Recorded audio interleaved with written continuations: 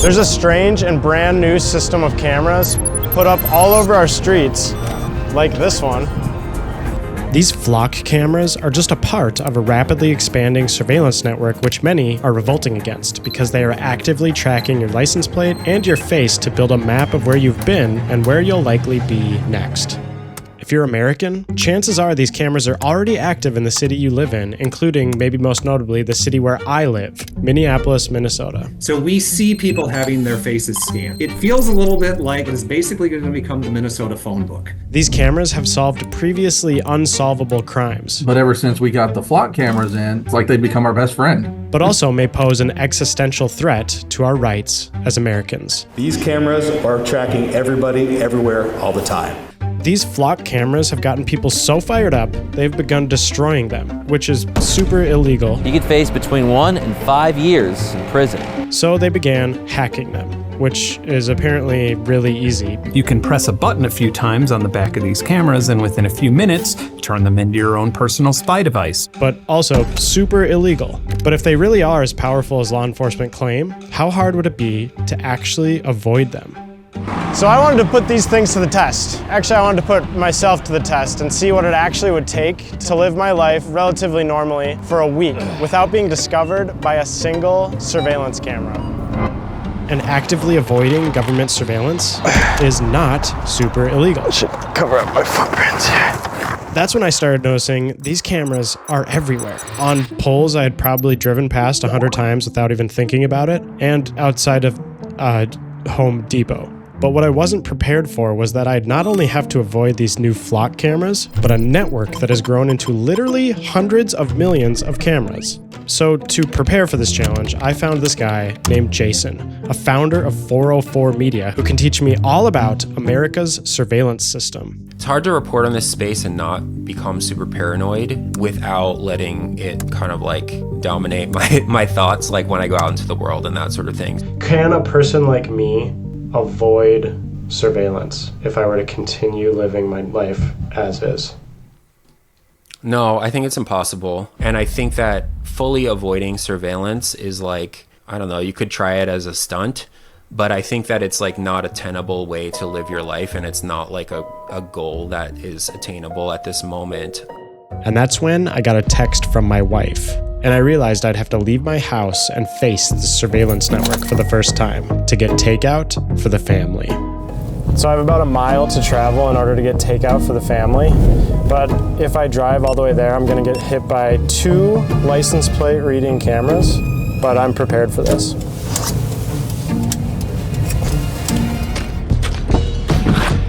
So flock cameras primarily capture and register license plate information. So I think I should be good on a bike passing by one. Actually, we're gonna pass by one right now. Right here. Somebody like painted on this one though. That's super illegal. Flock, the company, essentially creates a database of license plate information and the coordinates that it crossed at and the time it crossed it at. So law enforcement can use that database to look up and triangulate essentially where you are at any given time. There's over 100,000 of those cameras across the US, and they're all just put up in the last few years. There's also these things called CCTV cameras. Those are primarily owned by the Department of Transportation. They're used for like traffic report, you know, if the road's backed up from a crash or something. It's also used for crime investigations, although they don't have license plate tracking information. And they capture those like crazy videos you see on the news. One car T-bones another, flips, and then nearly hits a pedestrian.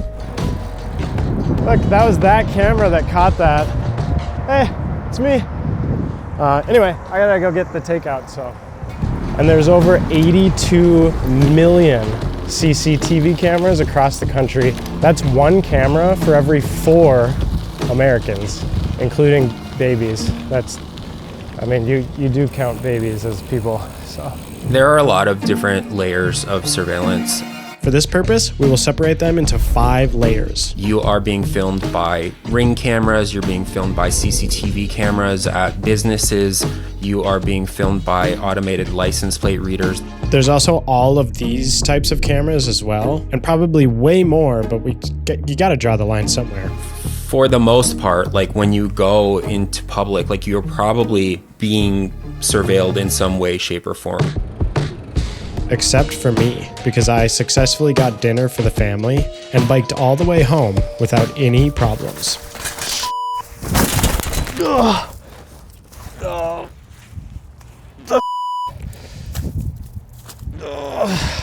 Maybe Jason was right. Maybe rerouting my path, abandoning my car, and avoiding the cameras I could see wasn't enough. Nevertheless, I made it home with dinner. But one thing was bugging me. I felt it necessary to hear from the people that actually use these surveillance cameras. So I sent emails to over 100 police departments in Minnesota that use the flock camera system to see if they would talk with me. And I'm not making this up. I didn't get a response from a single department, except for Chief John Sherwin of the Faribault Police Department, the one and only person to respond to my interview request. Hey, Chris. I reached out to 100 departments. Okay. And you're the only one that said yes. Oh, wow. Okay. Why? I guess I don't know. I mean, I think in general, maybe law enforcement is a little bit not trusting of media and portrayals and motives. And that right there is the problem. Everything I've seen about flock cameras falls into two categories. Either they're the worst thing ever created, or they're solving crimes like never before. A lot of concerns are what they are because there's a lack of transparency. The fact that you only had one person willing, I don't know, maybe that says something, but I'll tell you exactly what the cameras are. The flock safety technology has helped solve over 700,000 crimes in the US. We also were incredibly shocked at how successful we were in helping solve crime and apprehend folks, including someone who was arrested for attempted murder. The flock cameras were key. And study after study after study cite a decrease in crime where the cameras are implemented. But a lot of these studies are funded by the companies that make the surveillance systems, and I think that the jury is sort of still out on whether these things actually make us safer. I'm in favor of the cameras because I've seen the safety aspect mitigate those concerns about privacy. In Faribault, it's 10 cameras. Across America, it's over 100,000 and growing, but it didn't start that way. It started here, in a neighborhood near Atlanta, Georgia. In 2017, Garrett Langley and his two co-founders invented a janky camera in their garage using an Android phone to upload footage instantly to the cloud. And I was like, look, we're gonna go build this camera. It's got just track license plates, that's it. When a DeKalb County detective told them that their camera helped solve a break-in case, we were very proud of ourselves. This was not a business at the time. Langley called his co-founders and told them to quit their jobs. In just 9 years, Flock Safety, that's their company name, serves thousands of agencies, has a company worth billions, and this is literally how many license plates are being captured since I started saying this sentence. And their cameras are in 49 states. Actually, you should guess which state doesn't have them. Go ahead, take a guess. It's the only one not on this map. It's Alaska, obviously. But even Alaska is going to get them soon. Yeah. Why is that bad? I think that there's been many cases of people who are wrongly accused of doing crimes. Like in September in Colorado. A Denver woman says that she was wrongfully accused of theft after police tracked her car using flock cameras. I mean, this case was really crazy. I saw it, and then I filed an additional public records request there. Basically, a package had been stolen from a porch, and Jason got the body cam footage of the cop confronting the woman he suspected of stealing it. This cop went to this woman's house and knocked on her door, and he had printed out some photos of her car that flock cameras had taken pictures of. You know we have cameras in that town and you can't get a breath of fresh air in or out of that place without us knowing, correct? The officer said he had doorbell video of the theft and had tracked her car in the area using flock cameras. And the woman was basically like, what are you talking about? Like, I did not do that. And the cop was very adamant, saying, there is zero doubt I wouldn't have come here unless I was 100% sure. 100%. She wasn't arrested, but she was issued a court summons. There was just one problem. She didn't do it. But I can show you videos. No, you cannot. After a few weeks, Elser was able to get in touch with the police chief. So she proved her innocence using surveillance, like her own surveillance. dash camera video from her car, a log of her location from Google Maps, and doorbell video of her walking into her tailor's house when the package was stolen. She was one of these people who thought, I am a surveillance maximalist, I don't have a problem with this. And then it happened to her, and she did like a total 180 on the entire situation, where she's like, well, if this could happen to me, it's probably happening to other people. Meantime, Elser is advising all of her neighbors to start collecting their own digital evidence. She says you never know when you might need it. And that's when I had to leave my house for another mission. This time, I actually just wanted to see a movie that was only in theaters. And just in case, I took that woman's advice to constantly prove my own innocence and hired somebody. That's someone I hired right there. To film me the whole time so I can collect my own evidence. Kind of only have one shot at this, huh? And this time I would try something different than biking because I realized that these flock cameras track cyclists too. The cameras are motion activated, which means it will also capture a pedestrian or a cyclist. There's even an option for the operator to search for those things on the portal. And despite Garrett Langley, Flock Safety's CEO, being adamant that they do not track people, we don't track people. We track cars. Their own patent references facial recognition several times. And I guess that means I failed the first mission. So I'm going to take some additional steps to avoid all this surveillance with this sheet. Okay, that's actually pretty legit.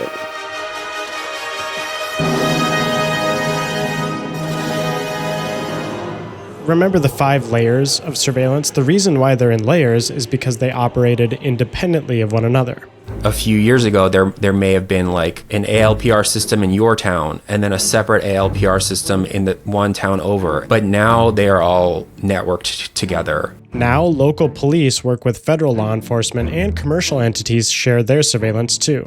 And so these can be used to make like far more sophisticated like maps of your movements and sort of like what you're doing. There aren't surveillance layers anymore. It's all interconnected. And it's actually worse than that. This is the block I live on, so I know there's no flock cameras. I know there's no CCTV cameras. But what I also know is that there's doorbell cameras. But Ring cameras have become like incredibly popular over the last few years. Honestly, I think that Ring cameras were sort of created to prevent package theft, more or less, like so that Amazon would lose less money. And recently, it seems like they are trying to get back into partnering with law enforcement. Ring and Flock Safety arranged a partnership where they were about to work together to share data. Until the Super Bowl, when Ring launched maybe the worst Super Bowl commercial of all time. Search Party from Ring uses AI to help families find lost dogs. And then the deal fell through. Still, there's some weird things happening with doorbell cameras. You know, it does raise privacy alarm bells for a lot of people. So I became a literal ghost in my own city. That's a surveillance camera right there. Yeah.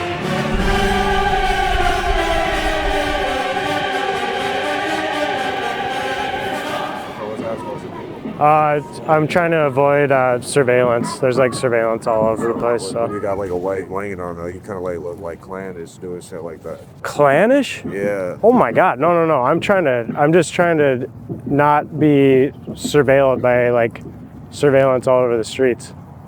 All right, I'd be careful doing shit like that though. Yeah. For real, like. Okay. Yeah, that's. I'm sorry, I didn't mean to. No, you're fine. I'm just, you know what I'm saying, making sure, because that's like kind of what it looks like. You get what I'm saying? Yeah, I thought I'd look like a ghost. Yeah, I got it.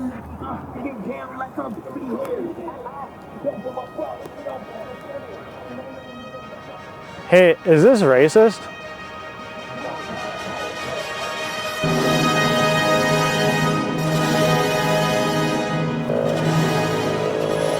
So I successfully made it to the movie theater. The movie was really good, and I completed the mission, and we never have to talk about what just happened ever again.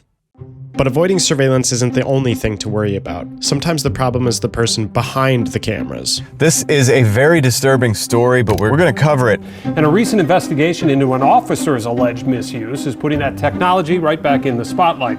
There have been multiple cases where cops have stalked people using Flock. Oh my.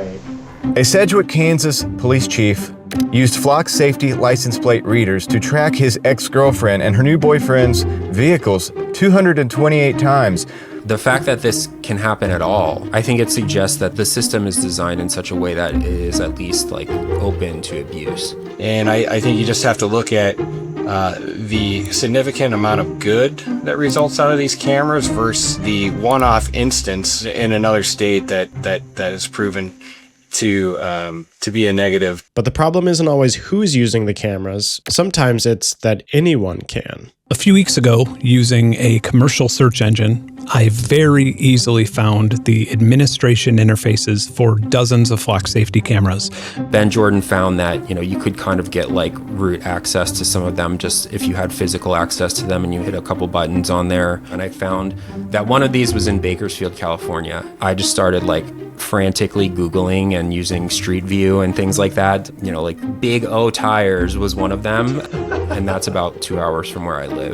So I drove up there and I, found the Big O Tires and I walked around and sure enough, I like logged in or I just like opened the URL and I was watching myself in real time as I was like crossing the street with my dog. Making the surveillance network that was once contained to law enforcement able to be infiltrated by anyone. And that's when I got a text from my wife to pick up chicken from the store, which would mean I would have to travel over 2 miles, passing 3 flock cameras, an estimated 24 CCTV cameras, and a lot more doorbell cameras. So obviously there were some problems with the sheet. Kind of like what White Clan is. We don't have to talk about that. But there was another problem. To surveillance cameras, I still looked like a person or an object walking down the street. I guess that means I failed the last mission. But this time I had a new idea to make myself truly invisible to surveillance cameras. It's this thing right here. So by attaching a camera to my chest, which is live streaming to the TV on my back, not only do I not offend anyone, but I also become invisible. All right, let's go get some chicken.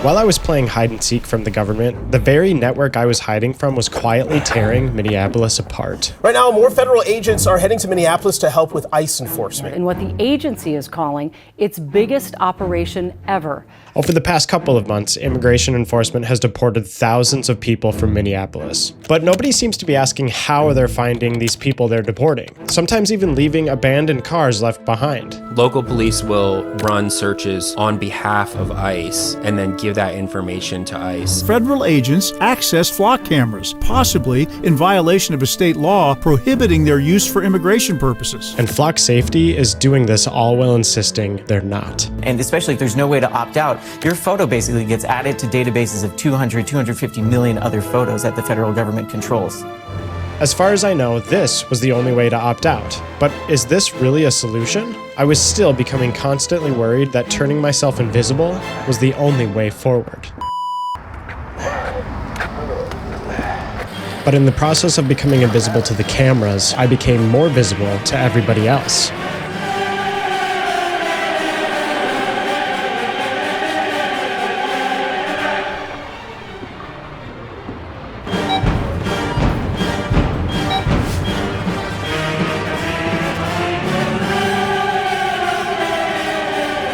And that's when I remembered something Jason told me. One of the goals of surveillance is to like control people. And I think that if you are like constantly worried about this sort of thing, I think that like kind of dropping out of society is not really like a solution. In order to accomplish the impossible, I think it's impossible, and remove myself from the system, I also removed myself from society. So yeah, I got my chicken, but it was time to be done with this madness. The real answer about how to avoid this surveillance system is much simpler. Cities seem to be rebelling over in the United States when it comes to the flock safety cameras. One by one, residents have been writing to their city leaders requesting that they remove the flock cameras from their streets. Many Bay Area jurisdictions began to cancel or pause their programs administered by Flock Safety. To date, over 30 municipalities have removed their cameras and canceled their flock contracts. With over 6,000 communities that currently have flock cameras, there's still a long ways to go, which is probably why Flock's CEO, remember this guy, Garrett Langley, sent an email to several police department customers claiming that Flock and law enforcement are under attack by YouTube videos. And it's true. A few months ago, after awareness was raised from some YouTube videos, some smart people built that mapping website I showed earlier that maps all flock cameras in the country using a website called OpenStreetMaps, where users like you and I can add flock cameras to the map. And that's what brings us to maps. If you look at my last video, where I mapped the last unmapped city in America with a drone. All right, here we go. And uploaded the images to Google Street View, some criticized me for invading that city's privacy. And to be honest with you, it all caught up with me when I was being interviewed by a reporter with the Daily Mail. There are comments that are critical of the video that I do agree with. There are comments that are praising the video that I do agree with. Where exactly do you fall on? I'm guessing you fall on the we should map this. Everything should be out there. Yeah, I don't really know where I fall on that, actually.